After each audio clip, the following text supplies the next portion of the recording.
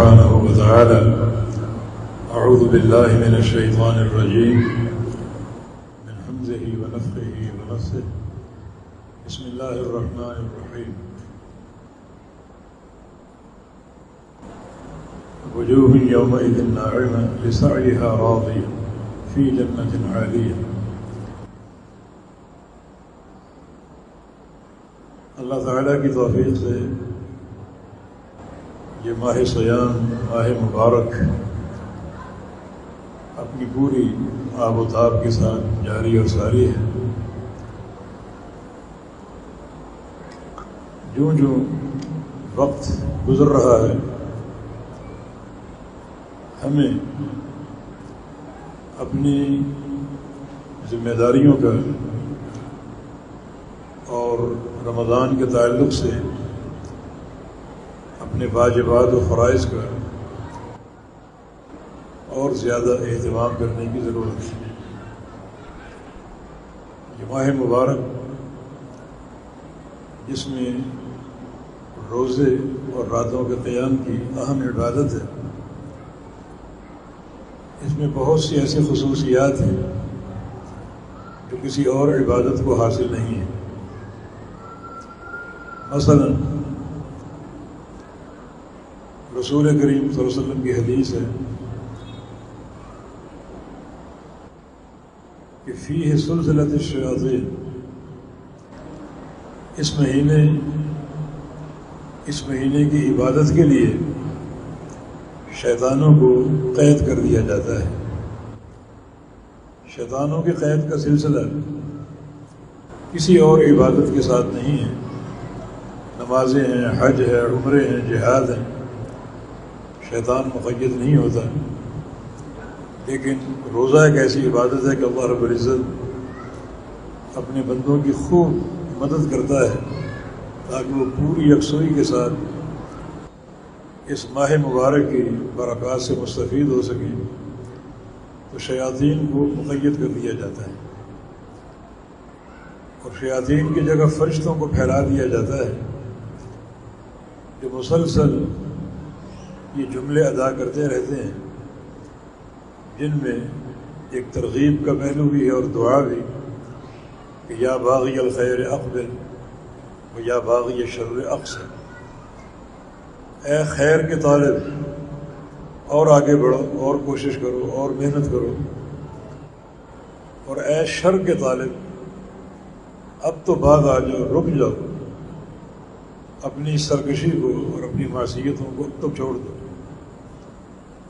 تو یہ ایک روزے ہی کی خصوصیت ہے اور اس مہینے کی انفرادیت، ایک ایسی فضیلت روزے کی جو کسی اور عبادت کو نہیں ہے۔ وَلَخُلُوفُ أَفْوَاهِ الصَّائِمِ أَطْيَبُ عِندَ اللَّهِ مِن رِيحِ الْمِسْكِ، کہ روزے دار انسان کی جو منہ کی بو ہے اللہ تعالیٰ کو جنت کی کستوری سے بڑھ کر محبوب ہے۔ یہ خوشبو دنیا میں محسوس نہیں ہوتی، مگر کل جب قیامت قائم ہوگی تو اللہ رب العزت روزے دار انسان کی سانسوں کو مسک کی خوشبو میں تبدیل کر دے گا۔ یہ وہ بندے ہیں جن کو روزے سے محبت ہوگی، صرف فرضی ہی نہیں بلکہ نفلی روزے بھی چن چن کر رکھا کرتے تھے۔ روزے رکھنا ان کی ایک فطرت بن گئی، عادت بن گئی۔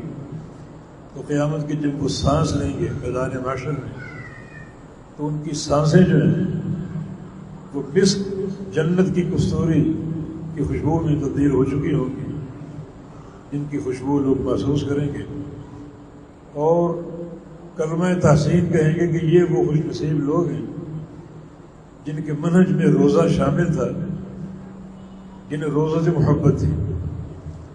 یہ بھی روزے کی انفرادیت اور ایک اور انفرادیت روزے کا اجر و ثواب ہے۔ نبی علیہ السلام کی حدیث ہے کہ کل عمل ابن آدم یضاعف، ابن آدم کی ہر نیکیاں بڑھائی جاتی ہیں اور ان کے ثواب میں اضافہ کیا جاتا ہے، کم از کم 10 گنا اور پھر 700 گنا تک، اور جہاں تک اللہ چاہے۔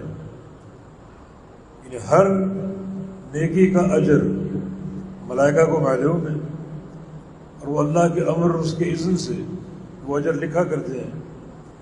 کسی کی نیکی نماز ہے، روز نماز ہے، حج ہے، عمرہ ہے، ذکر و اذکار ہے، اس کا اجر 10 گنا بن جاتا ہے، کسی کی 100 گنا، کسی کی 200 گنا اور 700 گنا تک۔ روزہ یہ کتنے گنا تک ہے اس کی تحدید نہیں ہے، یہ بھی ایک انفرادیت ہے۔ الا الصیام فإنہ لی وانا اجزی بہ، سوائے روزے کے اللہ فرماتا ہے کہ میرے لیے ہے اور میں اس کی جزا دوں گا۔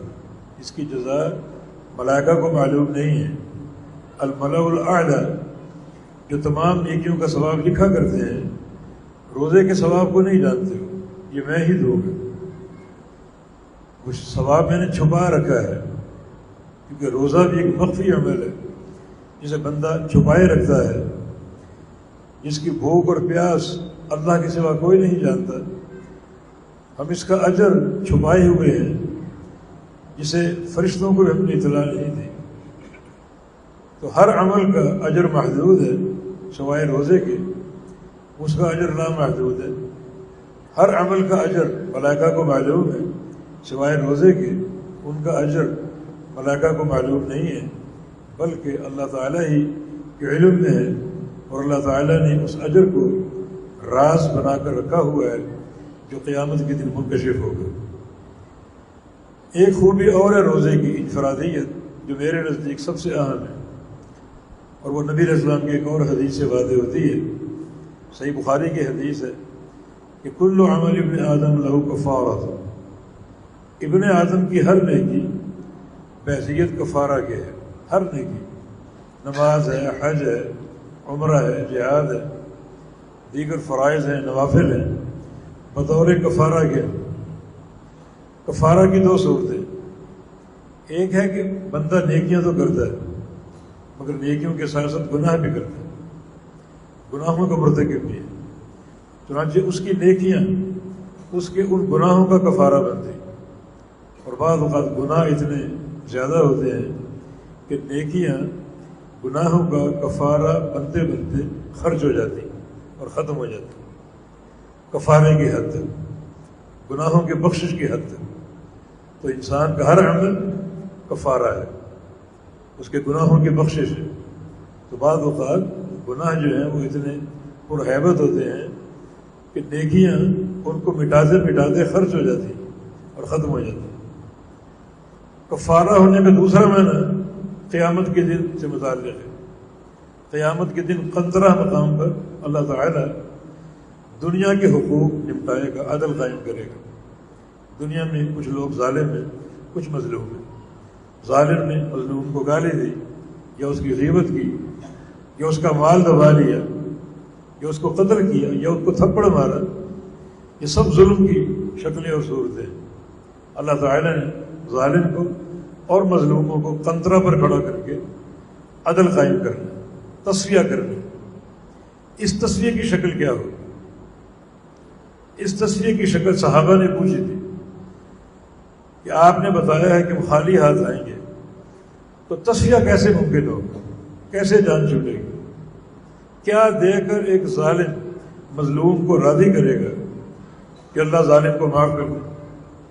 رسول اللہ صلی اللہ علیہ وسلم نے فرمایا کہ قیامت کا تصفیہ جو ہے، یا قیامت کا جو عدل ہے، یہ دنیا کے سکے سے نہیں ہوگا، روپے پیسے سے یا درہم و دینار سے، ہرگز نہیں ہوگا، بلکہ قیامت کی کرنسی جو ہے وہ اعمال ہے، نیکیاں اور گناہ۔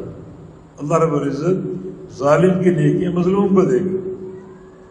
ممکن ہے نیکیاں موجود ہوں مگر ساتھ ساتھ حقوق العباد بھی ہو، کسی کو آپ نے مارا ہو، کسی کا مال ہتھیا لیا ہو، کسی کی غیبت کی ہو، کسی کی چغلی کی ہو، کسی پر بہتان لگایا ہو، تو ان تمام مظالم کا حساب ہوگا، تصفیہ ہوگا۔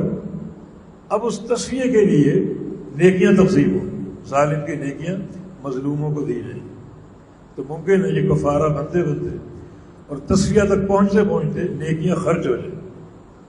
یہ ہے معنی اس حدیث کا، یہ کل عمل ابن آدم لہ کفارۃ، ابن آدم کا ہر عمل کفارہ ہو سکتا ہے، دنیا میں گناہوں کی بخشش میں استعمال ہو سکتا ہے، اور قیامت کے دن مظالم کے تصفیہ الا الصیام، سوائے روزے کے۔ روزہ خرچ نہیں ہوگا۔ فإنہ لی وأنا أجزی بہ، اللہ فرما رہا ہے چونکہ یہ میرے لیے ہے میں اس کی جزا دوں گا۔ تو روزہ ایک ایسی نیکی ہے جو بالکل باقی رہے گی، برقرار رہے گی، اور مظالم کے تصفیے میں خرچ نہیں ہوگی۔ یہ بندے کی کامیابی کا ذریعہ بن سکتی ہے، بندے کو کامیاب کرا سکتی ہے۔ یہ ایک ایسی انفرادیت ہے جو کسی اور عمل کو حاصل نہیں ہے۔ تو خصوصیتیں بہت ہیں۔ آج عرض کرنے کا مقصد یہ ہے کہ ہم روزے کو ضائع کرنے کے متحمل نہیں ہو سکتے۔ اس کی حفاظت کرو، اس کو سنبھال کے رکھو، ان حدود میں اس کو محدود کر کے رکھو جو حدود روزے کی حفاظت کا باعث بنتی۔ روزے کی حالت میں زبان کی حفاظت کرو، روزے کی حالت میں اپنی آنکھوں کی حفاظت کرو، روزے کی حالت میں اپنے کانوں کی حفاظت کرو۔ کانوں سے ایسی کوئی چیز نہ سنو جو اللہ کو ناراض کر دے، زبان سے ایسا ایک لفظ بھی نہ کہو جو اللہ کو ناراض کر دے، آنکھ سے کوئی ایسا منظر نہ دیکھو جو اللہ کو ناراض کر دے۔ ان حدود کی حفاظت کے ساتھ روزے کو نبھاؤ، اس کو اپنے ان بدعمالیوں سے ضائع نہ کرو، حتیٰ کہ رات ہو جائے، وقت سے افطار آ جائے۔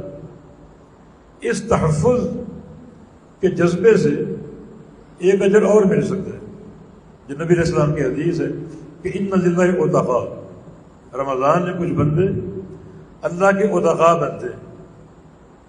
بہت بڑی سعادت ہے، رمضان میں ہر رات کچھ بندے اللہ تعالیٰ کے عتقاء بنتے ہیں۔ عتقاء عتیق کی جمع، یہاں عتیق کا معنی، عتقاء کا معنی یہ ہے کہ جن کی گردنوں کو جہنم سے آزادی مل جاتی ہے۔ ایسے بندے رات کے وقت اللہ تعالیٰ ان کی گردنوں کو جہنم سے آزاد کر دیتے ہیں۔ یہ رات کے وقت کا تعین کیوں ہے؟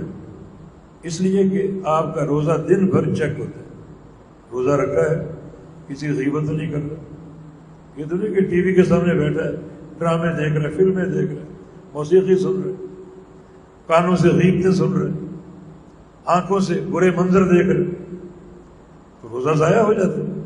لیکن اگر بندہ ان ساری حدود کی حفاظت کر کے روزے کی حفاظت کرے گا تو ہو سکتا ہے رات کو ان بندوں کی جماعت میں شامل ہو جائے جو اللہ کے عتقاء بن جاتے ہیں اور جن کی گردنیں جہنم سے آزاد ہو جاتی ہیں۔ ساتھ ساتھ قرآن کی تلاوت۔ آج تلاوت قرآن کے حوالے سے آخری بات یہ عرض کرنا چاہوں گا جو ایک سنت متروکہ کی حیثیت اختیار کر چکی، اور وہ ہے امام بخاری نے ایک باب قائم کیا صحیح بخاری میں کہ باب القراءۃ علی الدابہ، قرآن پڑھنا سواری پر۔